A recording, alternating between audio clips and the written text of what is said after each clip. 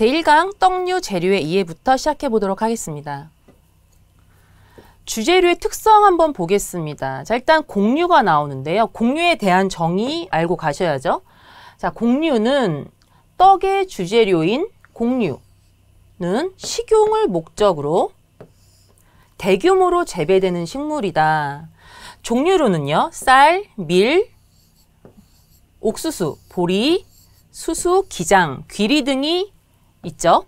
이들을 통틀어 곡류라 부른다 이렇게 나와 있고요. 아무래도 떡의 주재료인 쌀 중요하겠죠. 그리고 옥수수로도 떡을 만들죠. 뭐 옥수수, 시루떡 등의 떡이 좀 있고요. 그 다음에 수수팥떡 등의 이제 수수로도 떡을 만들고 있기 때문에 쌀을 중심으로 해서 밀, 옥수수, 보리, 수수, 기장 한번 곡류의 특성도 한번 보도록 하겠습니다. 가장 중요한 재료인 쌀에 대해서 나오고 있는데요. 자, 쌀을 품종에 따라서 분류한 것부터 먼저 보겠는데요. 일단은 우리한테 가장 친숙한 자포니카형이 있습니다. 자포니카형은 나달이 둥글고 짧으며 점성이 크죠. 우리가 주로 먹는 밥, 맵쌀과 찹쌀로 구분되는 그 쌀을 생각하시면 되겠는데요. 그래서 주 재배지가 한국과 일본이고요. 그 다음에 가장 또 반대되는 쌀로는 인디카형이 있습니다. 인디카형은 나달이 가늘고 길고 반대되죠. 둥글고 짧은데 얘는 가늘고 길다. 그리고 점성이 약해 부슬부슬하다. 이렇게 되어 있습니다. 우리가 뭐 동남아 놀러 가면 볶음밥 주로 생각하시면 좋을 것 같고요. 주 재배지는 인도하고 동남아시아. 그래서 반대되는 성질을 좀 갖고 있고요. 그 중간 형태가 자바니카형입니다. 자바니카형은 자포니카형과 인디카형의 중간 특성을 지니고요. 주 재배지는 인도네시아, 자바섬 이렇게 되어 있습니다. 자, 그래서 품종에 따라서는 자포니카, 그 다음에 인디카, 자바니카형으로 좀 나눌 수 있다.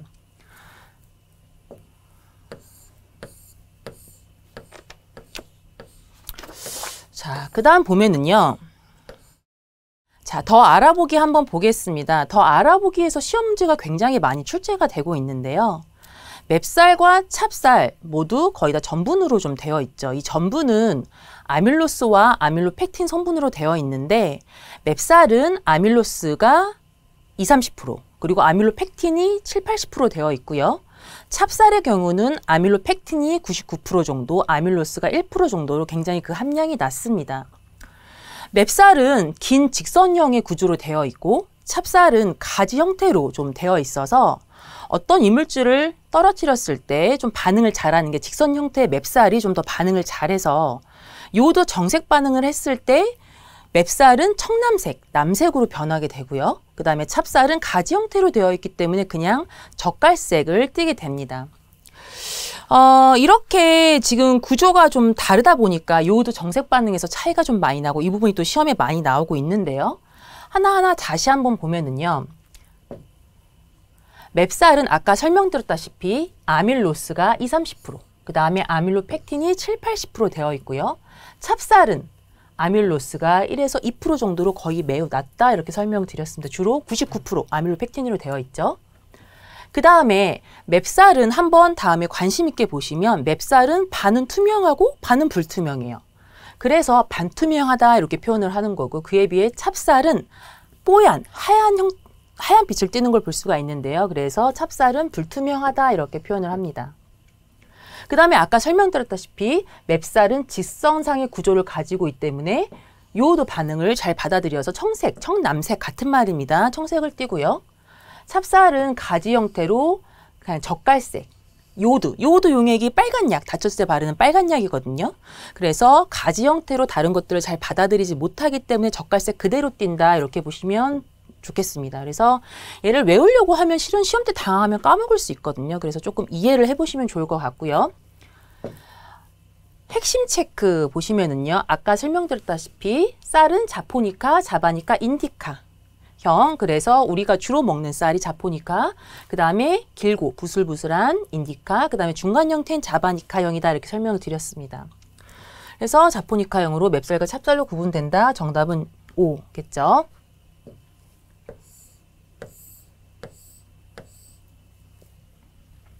그 다음에 나달 길이에 따라서 아까는 품종에 따라서 분류를 나눴는데요. 지금은 나달 길이에 따라서 분류를 한번 해보면은요. 단립, 짧고 그 다음에 긴, 그 다음에 중간 형태 중립종 이렇게 나눌 수가 있겠는데요. 지금 보시면 아까 설명드렸다시피 자포니카형으로 둥글고 짧은 단립종, 그 다음에 주로 한국, 일본에서 생산된 우리가 먹는 밥, 맵쌀, 찹쌀 이렇게 보시면 되겠고요. 장립종은 인디카형으로 가늘고 길어서 끈기가 적고 부슬부슬한 볶음밥, 동남아시아의 이제 볶음밥 같은 형태의 인도, 동남아시아에서 주로 생산되는 긴 쌀, 장립종이라고 보시면 되겠습니다. 그 중간은 중립종. 그래서 단립종과 장립종의 중간 형태와 특성을 가진다. 그리고 주로 리조또나 빠에야를 만드는 데 사용된다. 이렇게 보시면 되겠습니다. 그리고 인도네시아 자바섬에서 주로 생산된다. 이렇게 보시면 될 것 같고요.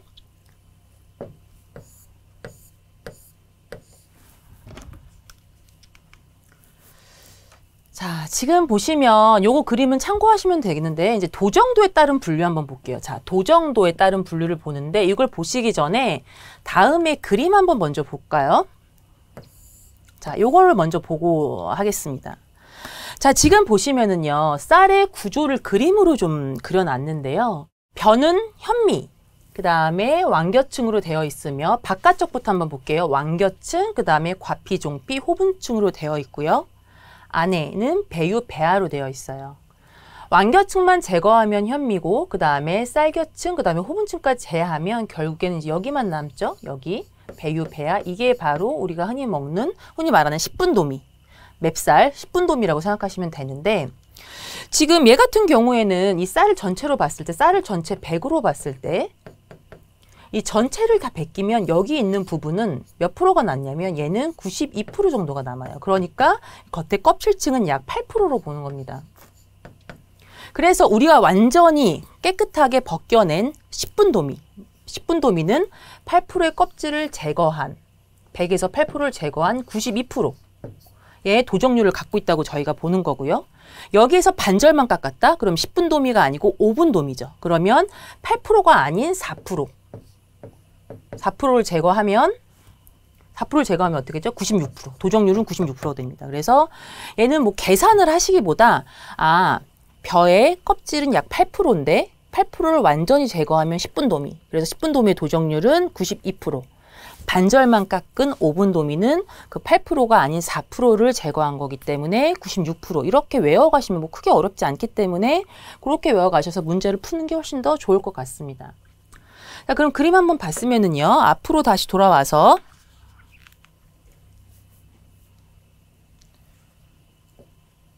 자, 도정도에 따른 분류 보면은요. 현미는 벼에서 완겨만 벗겨낸 거.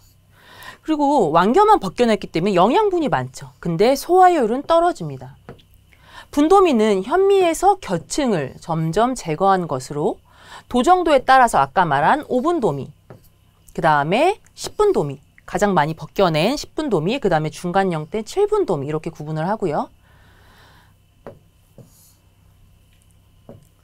도정도가 클수록, 많이 깎아낼수록 단백질, 지방, 비타민, 식이섬유 등 영양분이 감소하고 소화율은 높아진다. 이렇게 보시면 되겠습니다. 자, 그래서 아까 설명드린 그 도정률, 그 다음에 도감률 이런 것들이 나오는데 이 표에서 밑에 부분 한번 볼게요. 밑에 부분. 아까 말한 것처럼 겉에 쌀겨 부분이 약 8% 정도가 되기 때문에 8%로 완전히 벗겨내면 10분도미고요. 그게 92% 보시면 되겠고요. 8% 깎아낸, 그죠? 그 다음에 5분도미, 반절인 4%, 그 다음에 도정률은 4를 빼면 96% 이렇게 보시면 되겠고요. 소화율도 한 번씩 문제가 나오기 때문에 소화율도 한번 보면은요. 제일 10분도미가 소화는 가장 잘 되겠죠. 그래서 98% 소화율수를 보이고 있습니다. 그래서 이거 한번 보시면 되겠습니다. 이거는 이제 아까 말한 그림 부분이고 여기 한번 볼게요. 그 외의 쌀. 자, 그 외의 쌀은 지금 세 종류가 지금 나와 있는데요. 일단은 강화미부터 한번 보겠습니다. 강화미는 중요한 부분만 볼게요. 비타민 B1, B2에 니아신, 비타민, 칼슘, 철, 무기질 등을 추가로 첨가한 거예요. 근데 이거를 가끔 다가다 합성미랑 좀 학생분들이 헷갈리시는데, 합성미는요, 추가로 한 게 아니고 얘는 쌀 모양으로 성형한 것이에요. 그래서 곡물 알갱이나 곡물 가루 또는 녹말을 원료로 해서 쌀알 모양으로 성형 따로 좀 만들었다. 그래서 이제 이게 합성미고요. 뭔가 영양가를 좀 추가한 것은 강화미. 그 다음에 향미는 고소한 향기와 맛을 지닌 쌀로 저도 개인적으로 굉장히 좋아하는 쌀인데, 한국의 향미 품종을 한번 접해보시면 누룽지 향이 난다고도 많이 표현을 하시는데, 서량 찹쌀, 그 다음에 골든킨이 대표적이라고 한국의 향미 품종입니다. 그래서 이 두 가지가 있다, 이렇게 보시면 되겠습니다.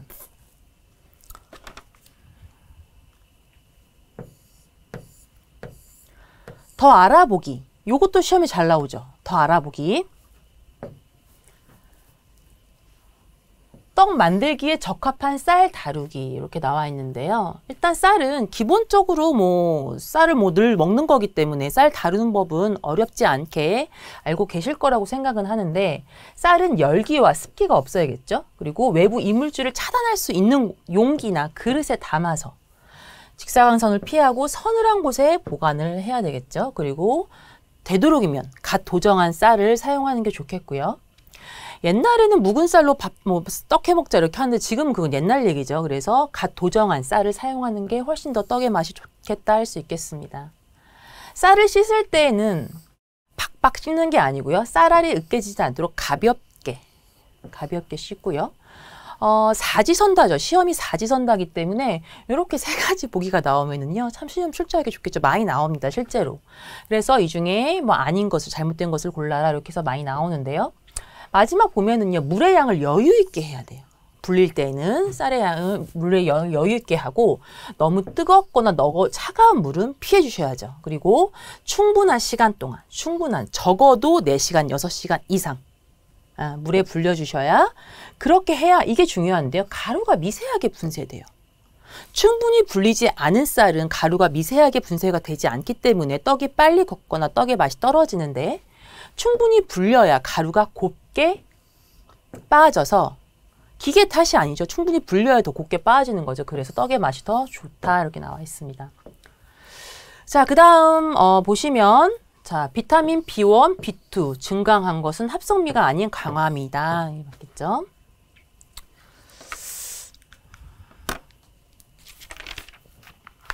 그 다음에 밀 한번 보겠습니다. 밀.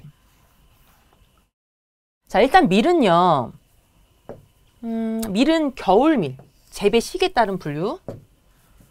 자, 재배 시기에 따라서 봄밀과 겨울밀로 나뉘는데요. 우리는 겨울밀을 좀 중심적으로 보겠습니다. 왜냐하면 주로 겨울밀로 밀을 수확을 하고 이제 하기 때문에. 그래서 파종은 가을에 하고 그 다음에 수확은 초여름에 한다. 이것도 시험 문제에 자주 출제가 되고 있고요.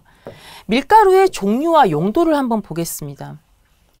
밀가루는요, 단백질 함량에 따라서 밀가루가 구분이 되는데, 단백질 함량이 가장 나쁜 건 표에서 보듯이 가장 낮은 건 7에서 9%. 그죠? 그 다음에 가장 단백질 함량이 높은 건 강력분과 세몰리나가 있는데요. 이 단백질의 함량은 원료밀에 따라서 차이가 좀 나는 겁니다. 그래서 원료밀을 한번 보면은 문제가 이제 이런 식으로 많이 나오죠. 단백질 함량이 13%인 밀은 그러면 경질밀 이렇게 골라주시는 이런 문제가 좀 출제가 되고 있고요. 그래서 7%, 9%는 연질밀, 그래서 혼합분, 경질밀 이거를 조금 알고 계셔야겠습니다. 그래서 단백질 함량과 원료밀의 종류까지 같이 좀 알고 계셔야겠고요. 재분율 한번 보면은요. 재분율에 따른 분류를 보면은 재분율은 원료밀 중량에 대한 재분 과정에서 생산된 밀가루 중량의 비율을 말하는 겁니다. 밀은요, 쌀하고는 또 반대로 쌀은 겉에서부터 제거를 하는데 밀은 나달의 중심에서부터 분말을 만들죠. 자, 얘는 재분율에 따라서 전밀가루, 98% 밀가루, 85%, 70% 밀가루 정도로 구분을 하고요. 얘는 가장 많이 제거한, 그게 72% 밀가루죠. 얘는 100% 스트레이트 밀가루라고도 한다. 그래서 이 정도 알고 계시면 되겠습니다. 그 다음에 보리 한번 보면은요. 그 다음에 보리로 한번 넘어가 보겠습니다. 보리는 세계 4대 작물 중 하나로, 세계 4대 작물 중에 하나로 쌀 다음으로 주식으로 가장 많이 이용되는 곡물인데요. 세계 4대 작물이 뭐죠? 쌀, 옥수수, 쌀, 밀, 보리 이렇게 네 가지죠. 그래서 여기 중에 쌀 다음으로 주식으로 가장 많이 이용이 되고요. 그 다음에 종류로는 쌀보리와 겉보리가 있는데 겉보리가 조금 더 단단하죠. 그 다음에 보리로는 어떤 것들을 만드냐, 이것도 시험에 조금 출제가 되고 있는데 보리밥은 다들 아실 것 같아요. 그 다음에 수제비, 보리떡, 우리가 가장 친근한 건 보리떡이 친근하죠. 그다음에 보리차, 보리 막걸리, 고추장, 엿기름 등등을 만들고 어떻게 맥주의 원료죠. 맥주의 원료로도 널리 쓰이고 있다. 이렇게 보시면 되겠고요. 자, 수수 여기 이제 기출 문제가 표시가 되어 있는데 수수도 시험에 참 많이 출제가 되고 있습니다. 수수는 대표적으로 뭐 수수팥떡 생각하시면 될 것 같은데요. 이 수수는 어떤 게 이제 포인트냐면 일단은 덥고 건조한 지역에서 재배되는데 지역 어딘지 아프리카, 중남미 등에서 주로 재배가 되고요. 그 다음에 얘는 매수수와 찰수수가 있습니다. 그리고 어떤 것들을 하냐면 떡이나 과자, 엿, 주정, 원료로 이용한다. 요거 알고 계셔야겠습니다. 이것도 자주 출제되죠. 어떤 성분이 많아요? 탄닌 성분이 많아서 이게 어떤 맛을 내냐면 떫은 맛을 내죠. 그래서 얘는 아까 쌀하고는 다르게 쌀은 가볍게 씻어야 되는데 얘는 박박 세게 문질러서 씻어야 떫은 맛이 좀 사라집니다. 그리고 차수수는 경단, 수수 부꾸미, 수수로 만들 수 있는 떡의 종류, 그 다음에 수수 무사리 등을 만들어 먹는다 보시면 되겠고요. 그 다음에 얘는 물에 꽤 오래 담그죠. 8시간 정도 불려서 한 번 불리는 게 아니고요. 붉은 물이 우러나면 물을 따라 버리고 붉은 물이 우러나면 또 따라 버리고 이렇게 3-4번 정도 물을 갈아주어야 수수 특유의 떫은 맛을 조금 없앨 수 있습니다. 그래서 수수가 재배되는 지역, 그 다음에 어떤 것들을 어떤 것들로 이용하는지, 그리고 탄닌 성분, 그 다음에 어떻게 가루를 만들 때 불리는 방법, 이런 것들 잘 보시면 되겠고요. 메밀 한번 보면은요.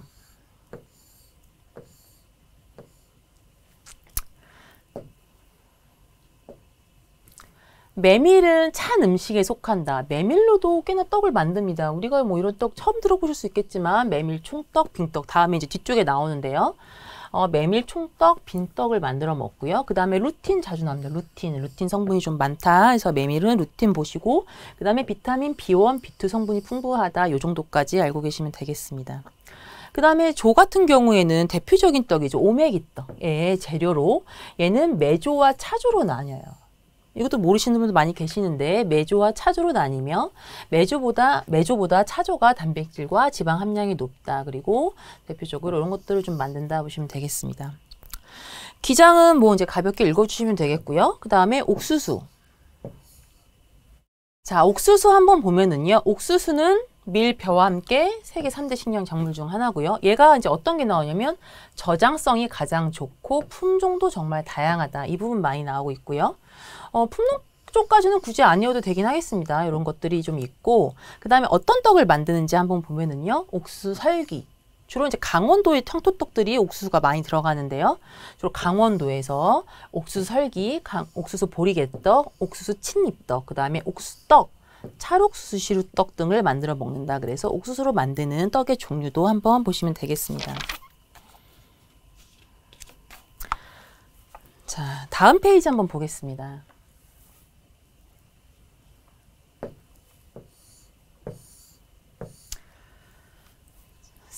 쌀에 대해서 쌀의 주요 구성에 대해서 좀 나오는데요. 이 쌀 같은 경우에는 어떤 것이 중요하냐면 자, 쌀은 전분이 주성분이죠. 쌀은 전분이 주성분이고 여기에 단백질도 있습니다. 약 7% 정도를 함유하고 있어요. 쌀의 주요 단백질 요거 명칭 많이 나오죠. 오리제닌 요거 외우고 계셔야겠고요. 쌀의 주요 단백질 오리제닌 요거 보시면 되겠고 그 다음에 백미와 현미의 영양 성분을 이렇게 표시를 해놨는데 이제 포인트는 그겁니다. 뭐 다 외우는 것이 아니고요. 어찌됐던 백미가 현미보다는 당질이 높아요. 탄수화물 즉 탄수화물 성분이 좀 높고 나머지는 현미가 다 높습니다. 그러니까 현미가 백미보다 단백질, 지방, 무기질, 비타민, 영양소의 함유량은 더 높다. 이게 포인트입니다. 그래서 당질만 백미가 높고 나머지는 다 현미가 높다. 이렇게 보시면 되겠습니다. 자, 그 다음에 맵쌀과 찹쌀 한번 보면은요.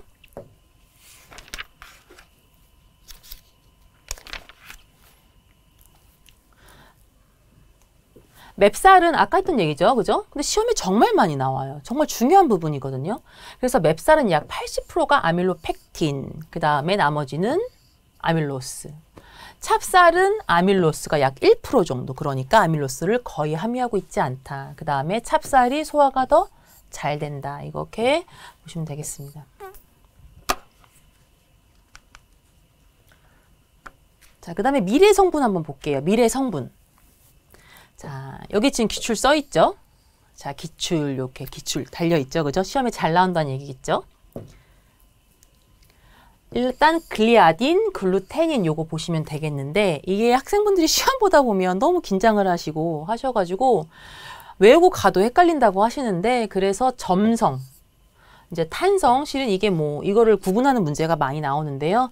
글루테닌, T 들어가 있으니까 탄력이다. 이렇게 그냥 외우시면 좀 더 좋을 것 같아요. 안 까먹으실 것 같아요. 그래서 글리아딘은 점성, 테닌, T 있으면 탄성이다. 이렇게 탄력이 생긴다. 이렇게 보시면 되겠고요. 지금 얘를 한번 다시 보면 둥근 모양의 저분자 단백질로 물을 첨가해서 반죽을 하면 점성이 생기죠.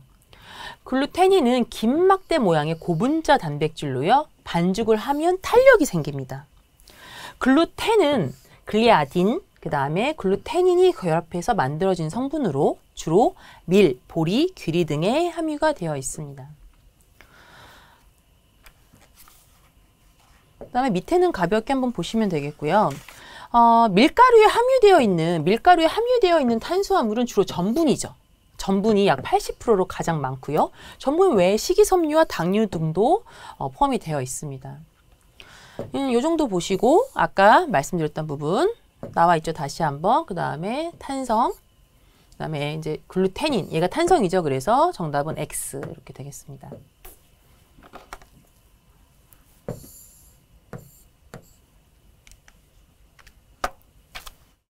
자, 보리도 중요한 부분 한번 훑어볼게요. 보리 같은 경우에는 보리의 주 성분은 탄수화물, 뭐 단백질 이렇게 들어있고요. 여기도 단백질 여기 많이 나옵니다. 호르데인.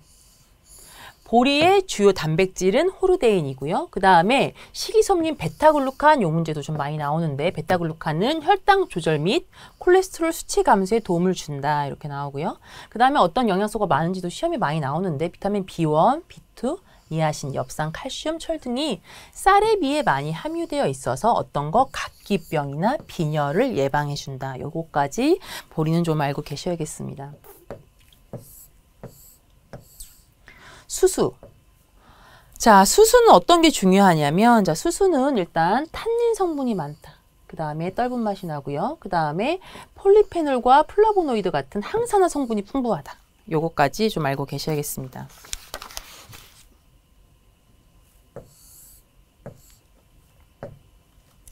자, 그 다음에 또 나오죠. 이거 많이 나올 것 같지 않아요? 그죠? 메밀의 루틴.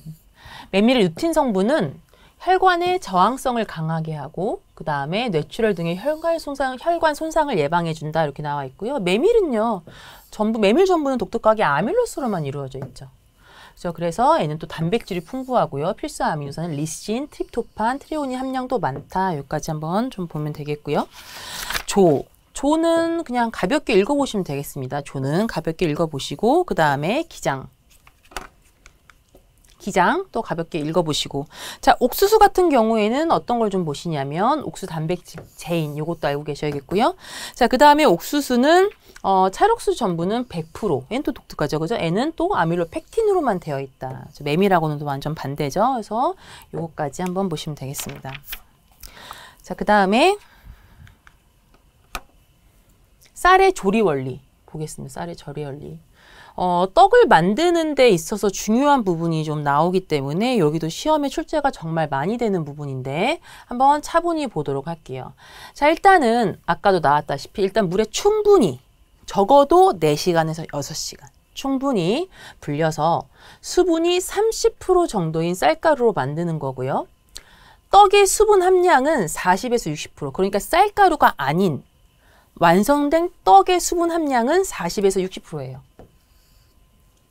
그리고 쌀가루가 완전히 호화가 돼야 떡이 되는 건데 쌀가루가 충분히 호화가 되기 위해서는 적당한, 필요한 게 뭐가 있어요? 일단 적당한 물. 그 다음에 충분히 열을 주어야죠. 그죠? 이 두 가지 조건이 충족이 돼야 떡이 호화가 잘 된다. 이렇게 설명을 좀 해놨고요. 그 다음에 쌀의 전분이 수분과 열에 의해 팽창하면 전분 입자의 결정이 끊어져 점성이 생기고 부드러워지는데 이런 호화. 쌀 가루를 찌게 되면 얘가 점성이 생기고 밀가루하고 다르죠. 밀가루는 물을 주어서 반죽을 하면 점성과 탄성이 생기는데 떡은 그렇지 않습니다. 이 떡의 쌀의 전분은 반드시 호화가 돼야 점성이 생기는데요. 이런 호화를 통해 전분은 부드럽고 소화되기 쉬운 음식으로 만들어진다. 그리고 이게 다시 노화가 되면 딱딱해지죠. 어찌됐든 전분은 수분과 열에 의해서 호화가 되는 겁니다. 자, 떡의 분류. 시험에 정말 많이 나오죠. 떡의 분류. 4가지입니다. 떡의 분류. 일단 우리가 가장 많이 접하는 찌는 떡. 우리가 뭐 떡 생각하면 주로 이 찌는 떡을 많이 생각하실 텐데요. 뭐 설기류나 아니면 시루떡류 이런 것들이 다 찌는 떡이겠죠. 얘는 수증기를 이용해서 쌀가루를 익히는 거고요. 치는 떡, 그 다음에 많죠. 치는 떡은 쌀가루를 찐 다음에 이미 이제 쪄서 호화가 된 반죽을 여러 방법으로 치대요. 그래서 점성을 좀 더 쫄깃쫄깃하게 만드는 조리라고 할 수 있겠습니다. 조리 방법이라고. 그 다음에 지지는 떡은 익반죽을 해서 우리 붓꾸미 생각하시면 좋을 것 같아요. 공유 가루를 익반죽해서 모양을 만들고 붓꾸미처럼 모양을 만들고 기름에 지져서 호화시킨다. 자, 그 다음에 삶는 떡은 찹쌀가루를 얘도 익반죽하죠. 그래서 동글동글하게 빚어서 물에 삶아내는 삶는 떡 이렇게 4가지 종류가 있고요. 기본 제조 원리 한번 보면은요.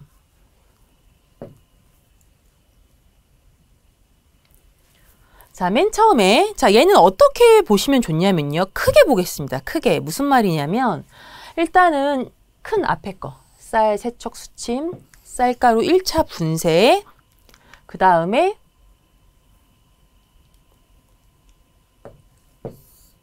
물주기 이렇게. 그래서 물주기, 그 다음에 2차 분쇄, 그 다음에 반죽하기, 부재료 첨가하기, 찌기, 그 다음에 치기와 냉각과 포장, 이 9가지. 이 9가지가 순서로 굉장히 시험에 많이 나와요. 그래서 중간에 막 순서를 바꿔서 오답으로 많이 출제가 되기 때문에 첫 번째, 뭐 쌀 세척 수침 1차 분쇄, 뭐 물주기 2차 분쇄, 요 과정을 순서대로 반드시 좀 알고 계셔야 되겠습니다. 1번부터 자세히 한번 봐볼게요. 1번부터.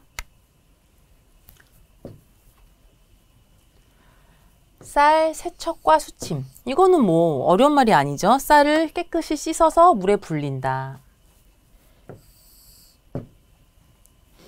그 다음에 물의 양은 충분히 해서 4시간 이상, 적어도 4시간 이상 불리고요. 그러면 어떻게 되냐면 이것도 많이 나오죠. 쌀의 수분 함량이 어떻게 되냐면 30~40% 정도가 돼요. 쌀을 깨끗이 불려서 물을 충분히 여유 있게 담가서 4시간, 포인트 4시간 불리면 수분 30~40% 이게 포인트고요. 그다음에 물에 불리면 쌀의 무게가 증가하는데 1kg 기준으로 했을 때 시험 문제 자주 출제됩니다. 맵쌀 1.2에서 1.3, 찹쌀은 1.3에서 1.4 이거 반드시 외우고 가셔야 돼요. 누가 더 많이 불어요? 찹쌀이 더 많이 불죠. 그래서 왜 찹쌀이 더 많이 부냐요? 이렇게 하시는 분들 가끔 계시는데 그냥 그렇게 생겼어요. 그죠? 찹쌀 자체가 물을 좀 많이 먹습니다. 그래서 찹쌀은 1kg를 불리면 1kg 300에서 1kg 400, 맵쌀은 조금 덜한 1kg 200에서 1kg 300 정도 무게가 늘어난다 보시면 되겠습니다. 쌀의 수분 흡수량은 어떻게 의해서 이게 좀 달라지느냐? 이것도 시험에 많이 나와요. 이것도. 자, 그러면 수분 흡수율은 어느 요건에 따라서 달라지나요? 첫 번째, 쌀의 품종. 이 쌀의 품종이란 얘기는 무슨 말이냐면 찹쌀이 조금 더 많이 불죠. 찹쌀에는 어떤 성분이 좀 더 많아요? 아밀로펙틴 성분이 더 많죠? 그래서 쌀의 품종에 따라서 아밀로펙틴과 아밀로스 성분이 조금씩 차이가 있어요. 예를 들어 전라도의 대표적인 쌀 신동지는 쫄깃쫄깃하기로 좀 유명하죠.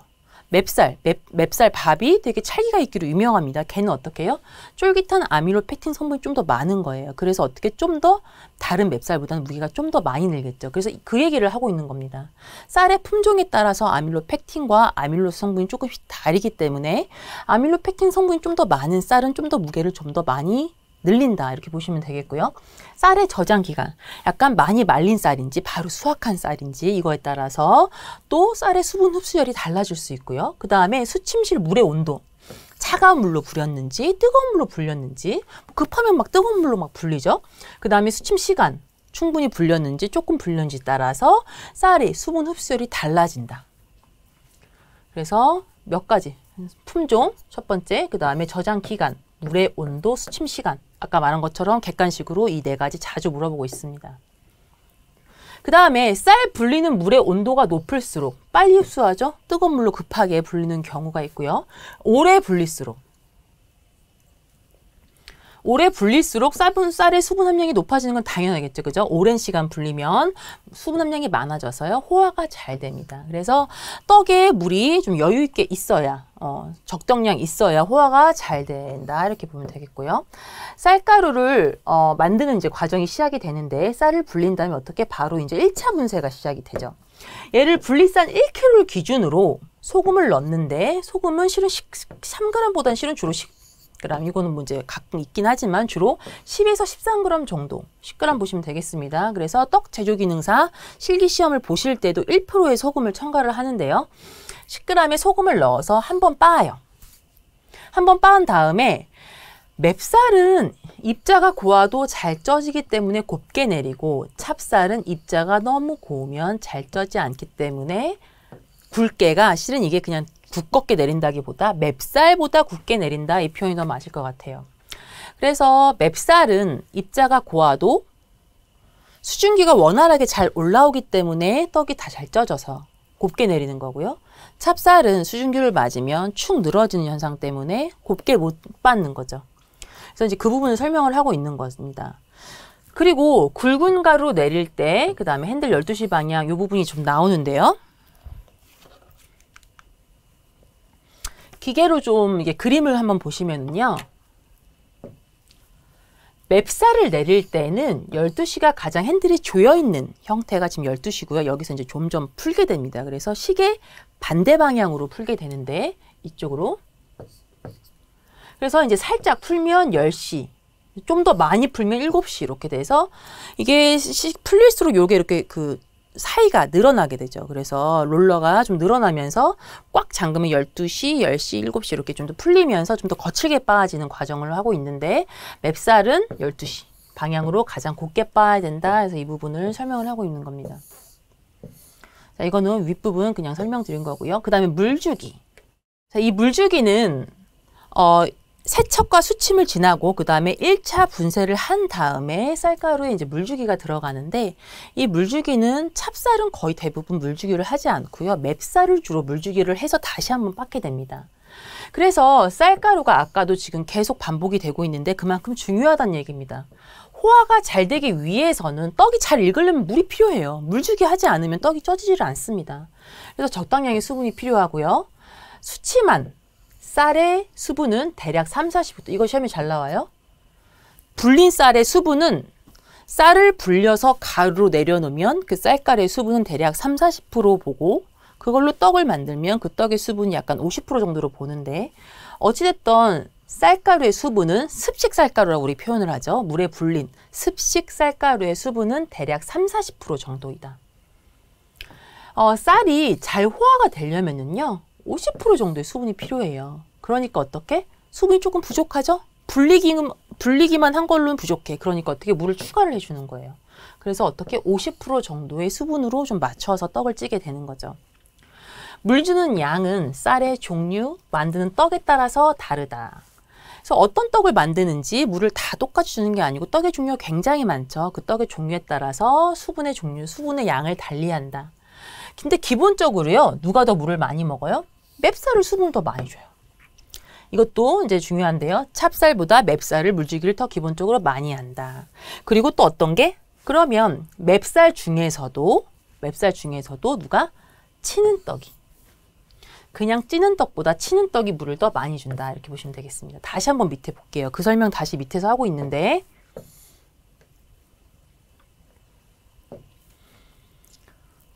자, 1차 분쇄를 끝낸 다음 쌀가루에 수분을 주는데요. 고루 섞어서 다시 한번 빻게 되죠. 자, 지금 보시면 일단은 찌는 떡, 치는 떡 두 개 나와 있는데요. 누가 더 물젓기 많이 한다 그랬죠? 맵쌀을 물주기 더 많이 한다 그랬죠? 바로 표에 나와 있습니다. 맵쌀은 물주기를 1.3에서 1.6 정도의 물이 들어가고요. 똑같은 양인데 찹쌀이라고 해서 물주기가 훨씬 확 줄어든 거 보이죠? 500에서 800g.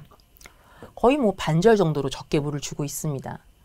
그 다음에 치는 떡 한번 볼까? 아까 치는 떡이 찌는 떡보다 물 주기 더 많이 한다 그랬잖아요. 그죠? 치는 떡이 물을 더 많이 준다. 그럼 볼게요. 바로 그런지. 아까 찌는 떡은 맵쌀 경우에 1.3 줬는데 치는 떡 똑같은 맵쌀인데 물주기 훨씬 많이 되죠. 2에서 2.3kg. 그 다음에 그러면 찹쌀 비교해 볼까요? 찹쌀도 마찬가지입니다. 찌는 떡은 500 정도 넣었는데 치는 떡 똑같은 찹쌀인데 물량이 확 늘어납니다. 1에서 1.3kg가 들어가죠. 그래서 기본적으로 누가 맵쌀이 물을 더 많이 주고 치는 떡이 더 물을 많이 준다. 요거 두 가지 반드시 기억을 하셔야겠습니다. 그럼 볼까요? 누굴 물주기를 제일 많이 해요? 떡 중에. 그 많은 떡들 중에 물주기가 제일 많이 하는 건 얘예요. 요거 바람떡, 꿀떡. 우리가 먹어봤던 많은 떡들 중에 물을 가장 많이 넣는 떡이 바람떡하고 꿀떡입니다. 그래서 얘가 3에서 4kg 정도의 많은 양의 물이 들어간다. 이렇게 보시면 되겠습니다.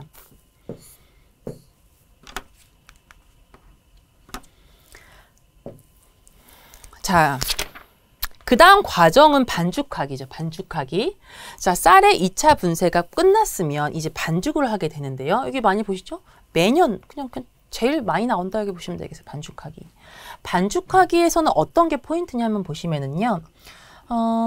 송편이나 경단, 화전이나 붓구미 등의 떡을 만들 때에는 분쇄 후에 반죽 과정을 거쳐야 하는데 일반 백설기 같은 경우는 반죽을 따로 하지 않죠. 그냥 2차 분쇄를 한 다음 떡을 찌게 되는데요. 2차 분쇄를 한 다음에 빚어지는 떡들, 예를 들어 송편, 경단, 화전, 붓구미는 반죽을 한 다음에 다음 과정으로 넘어가게 되죠. 이 반죽을 할 때는 주로 익반죽 많이 들어보셨을 텐데요. 이 익반죽에 대해서 설명을 좀 해볼게요. 어찌됐든 반죽은요. 어떻게 하면 좋냐. 많이 치댈수록 좋아요. 왜? 이유를 아셔야 되죠. 많이 치댈수록 좋은 거는 다 들어보셔서 아셨을 텐데 왜 좋냐 그러면 많이 치대는 게 쌀 반죽에 기포가 많이 함유돼서 좋고 그래서 보존기간도 늘어나. 그리고 식감도 부드럽고 쫄깃해. 그래서 많이 치대는 게 왜 좋은지 그 이유 아셔야겠고요. 그 다음에 쌀가루를 반죽할 때에는 날반죽이 아니고 우리가 입반죽 많이 들어봤어. 우리는 어렸을 때 송편 한 번씩 만들어 보신 분 굉장히 많을 텐데요. 그때 다 엄마가 먼저 익반죽 뜨거운 물로 반죽을 해서 반죽을 이제 줬던 거 기억하신 분들 많으실 텐데 입반죽을 하는 이유가 있습니다.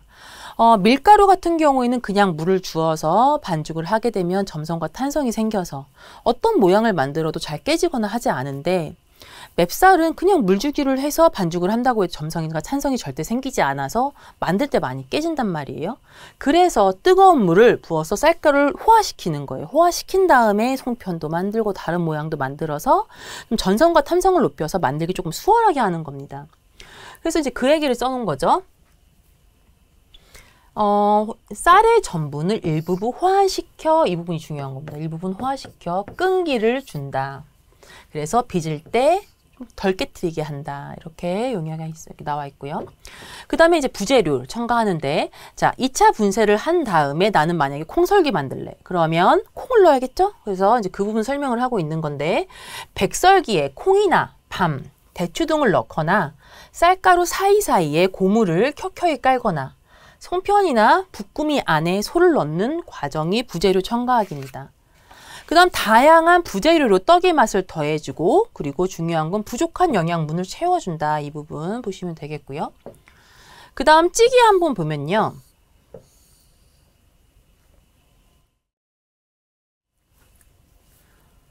자, 찌기. 찌기는 물솥에 수증기를 올려서 시루로 찌는 방법이 가장 기본적이며 사각시루나 원형시루를 사용한다. 이건 보시면 되겠고, 얘를 시루를 올린 다음에 반드시 확인할 거는 수증기가 잘 올라오는지 확인을 한다.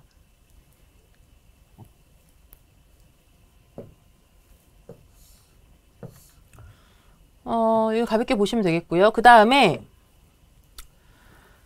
자, 맵쌀은 여러 켜를 높이 앉혀도 잘 쪄지지만 찹쌀은 증기가 쌀가루 위로 잘 오르지 못하면 떡이 익지 않아요. 그래서 위에서 뭐라 그랬어요? 반드시 수증기가 잘 올라오는지 확인을 한다 이렇게 했는데 찹쌀의 성질 자체가 수증기를 맞거나 열을 받으면 축 늘어져요. 우리 인절미 구이 하듯이 그래서 팬에다가 인절미 구우면 축 늘어지는 거 다들 한 번씩 보셨을 것 같은데요.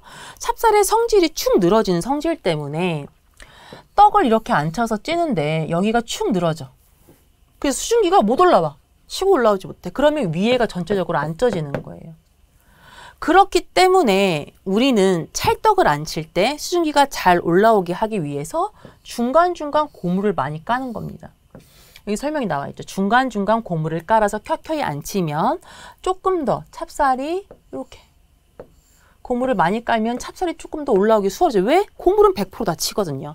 찹쌀을 수증기가 못 칠 때가 있는 거지 고물은 다 100% 찌기 때문에 쌀가루를 얇게 안 치고 고물을 여러 켜 넣어서 떡을 잘 익게 한다. 그 부분 써 있는 겁니다.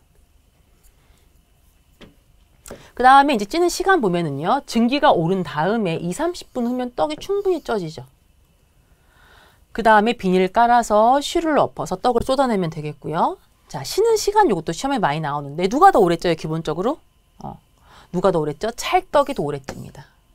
그래서 찹쌀을 더 오래 찐다. 대략 뭐 30분 정도, 몇 달은 20분 정도. 이거는 뭐 쌀가루 양에 따라 조금씩 달라지니까 요 분을 뭐 대략적으로 알고 있지만 굳이 외우기보다는 어떤 게 더 오래 찐다? 찹쌀을. 찰떡을 더 오래 찐다. 이거 외우고 계셔야겠습니다. 자, 그 다음에 이제 치기. 치기는 인절미라든지 절편. 떡을 이제 쳐야 이제 좀 더 쫄깃쫄깃하고 그 다음에 노화가 더뎌지죠. 떡을 오래 칠수록 떡이 오래 말랑거리는데 그 부분을 좀 설명을 해 놓은 겁니다. 그래서 쌀의 아밀로펙틴 성분을 이용해서 떡에 점성을 주는 과정이고요. 오래 치댈수록 좋죠? 오래 치댈수록 점성이 높아져서 떡의 식감을 좋게 하고 노화 속도도 늦춰진다. 그 다음에 안반 펀칭기로 치댄다. 이건 이따 뒤에서 한번 더 보겠습니다. 안반이 뭔지. 떡 만드는 도구인데. 자, 그 다음에 떡을 쳤으면 그 다음엔 냉각과 포장의 이제 과정을 거쳐야 되는데요. 떡을 찌고 뜸을 들인 후 식히는 과정으로 종류에 따라 냉각 방법을 달리하죠. 그래서 가래떡처럼 찬물에 빠르게 담가 이제 식히는 과정이 있고요. 뜨거울 때 바로 포장하는 떡들이 있고 떡의 종류에 따라서 냉각과 포장 방법이 좀 바뀐다 보시면 되겠습니다.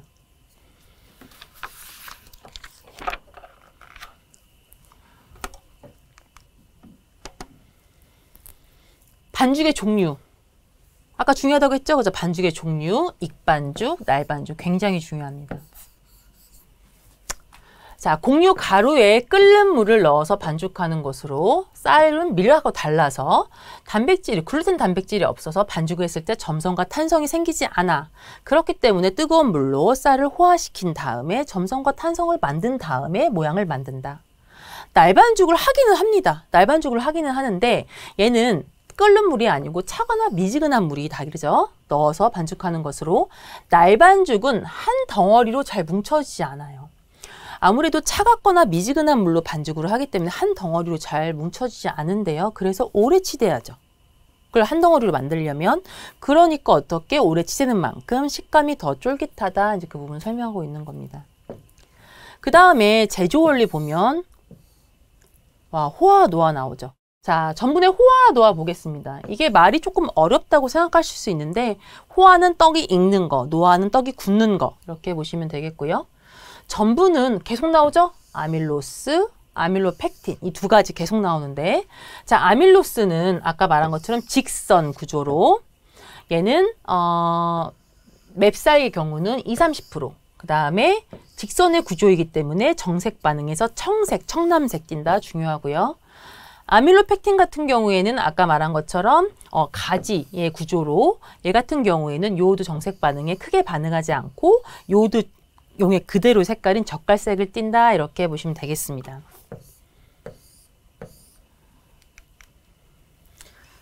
자, 호화 한번 볼게요. 호화. 전분에 물을 가여서 가열하면 수분을 흡수하여 팽창하고 부드러워지죠. 이게 있는 거죠. 팽창하고 부드러워지면서 점성도와 투명도가 증가하는 게 바로 호화입니다. 전분이 호화가 되면요. 포인트만 짚고 넘어가겠습니다. 소화가 잘 되고요. 그 다음에 수분을 많이 줄수록 또 떡이 잘 익어요. 그리고 어떻게? 가열 온도가 높을수록 떡이 잘 쪄집니다. 그리고 pH는 이렇게 떡에서 보시면 될 것 같아요. pH는 알칼리가 좋은 거, 그 다음에 산성이 나쁜 거 이렇게 좀 알고 계시면 시험 문제 푸실 때 조금 도움이 될 것 같은데 알칼리성에서는 호화가 잘 돼요. 근데 산성에서는 어떻게? 점도가 좀 감소되죠. 그래서 알칼리는 좋고 산성은 조금 나쁘다 이렇게 보시면 좋을 것 같고 그 다음에 당류는요. 당류는 이것도 시험에 한 번씩 나오는데 설탕을 떡에서는 약 10% 사용을 합니다. 근데 10%가 넘어간 20% 정도의 설탕을 쓰게 되면 떡을 안 익을 수도 있어요. 떡이 호화가 억제가 된다. 이거 한번 보시고요. 소금은 떡의 간을 맞추는 데도 중요한 역할을 하지만 그보다 또 중요한 역할을 하죠. 호화가 일어나도록 촉진시키는 역할을 한다. 그래서 소금의 중요한 역할도 한번 볼 수가 있겠습니다.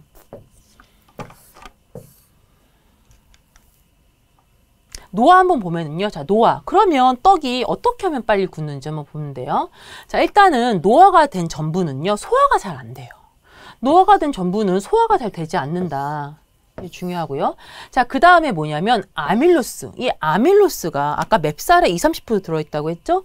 얘가 높을수록 빨리 떡이 굳어요. 그래서 우리가 백설기가 인절미보다 빨리 굳는 거고 백설기는 유통을 시킬 수 없죠. 택배로 보내면 떡이 굳어요. 그죠? 근데 찰떡, 예를 들어 인절미, 찹쌀떡 주로 유통을 시키는 떡들은 찰떡 이유가 바로 이 이유인 겁니다.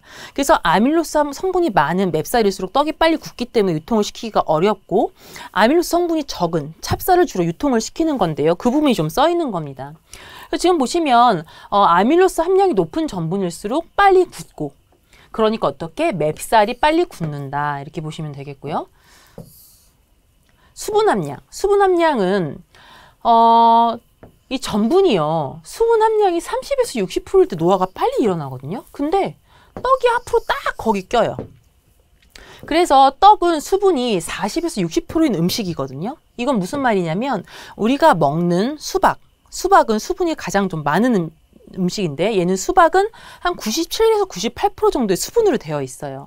자, 그러면 떡은 수분이 40에서 60%인 정도인 음식이다. 그럼 이해가 좀 될 것 같아요. 그래서 수분이 40에서 60%인 정도인 음식인데 이 전분이 30에서 60% 노화가 가장 빨리 돼.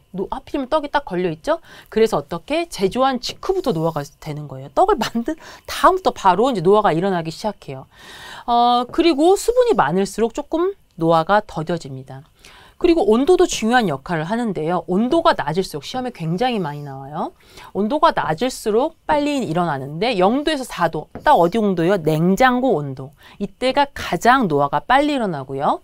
0도씨 이하에는 노화가 잘 안 되는데 실은 잠깐 멈추는 거죠. 얼리는 거죠. 그죠? 그리고 60도 이상에서는 노화가 거의 일어나지 않습니다. 그러면 60도 이상에서 떡이 안 굳으니까 오래 놔두고 파면 좋겠네? 상하겠죠? 그죠?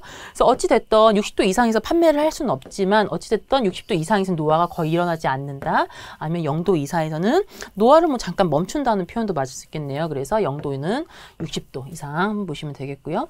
그 다음에 여기서 알칼리성에서는 노화가 그래서 알칼리가 제가 좋은 거라고 한번 그렇게 이해하시라고 했죠. 그래서 떡에서는 알칼리에는 노화가 억제되고 그 다음에 염류는 소금의 역할은 노화를 억제시키는 얘도 소금의 역할도 이런 역할도 한다 이렇게 보시면 되겠습니다.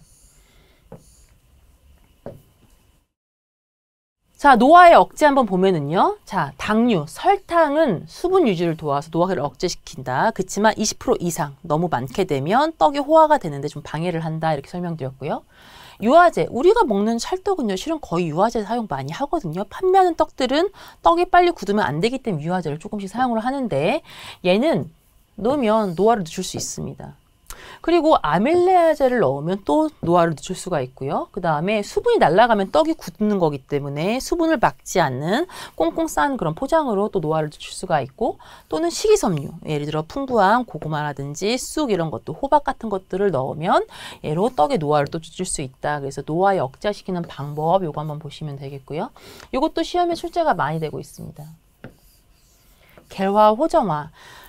얘 같은 경우에는 이렇게 많이 나와요. 호화 전분을 급속히 냉각시키면 단단하게 굳는 형상은 무엇인가? 그러면 우리가 볼 건 전분의 겔화, 이렇게. 그리고 물을 가하지 않고 160, 180 정도로 가열하면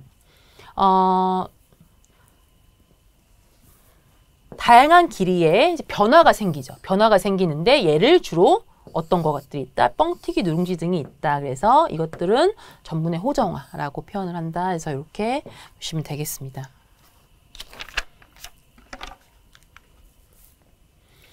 자, 요거는 가볍게 한번 읽어보시면 되겠는데요. 아까 말한 거 그대로 반복을 하고 있습니다. 중요하기 때문에 한 번 더 짚어드리는 건데, 찰떡을 잘 익히려면, 찰떡은 아까 말씀드린 것처럼 찹쌀의 성질이 수증기를 맞으면 축 늘어지기 때문에 얘를 잘 익히는 게 중요하겠죠. 그래서 익히는 방법 4가지 나와 있는데요. 쌀가루를 내릴 때 일단 거칠게 빻으면 조금 더 잘 쪄져요. 잘 쪄지죠. 거치게 빻으면 떡의 수증기가 잘 올라오기 때문에 조금 더 잘 쪄질 수는 있으나 떡의 맛은 조금 떨어지는 건 사실입니다. 그 부분 써놨고요. 찹쌀가루를 얇게 안쳐. 한꺼번에 많이 안치지 않고 찹쌀가루를 조금씩 안치면 수증기가 좀 더 수월하게 올라오고요. 그래서 어떻게? 찹쌀을 조금 올리고 고무를 중간중간 이렇게 깔아주면 찹떡을 잘 익히는 방법이 될 수 있겠죠. 그리고 수북히 깔지 않고 주먹쥐어서 안치기 때문에 그러면 수증기가 올라오는, 우리 떡제조 기능사 실기에 보면 쇠머리 찰떡 안치듯이 이렇게 주먹쥐어 안치는 것도 한 방법이 될 수 있겠습니다.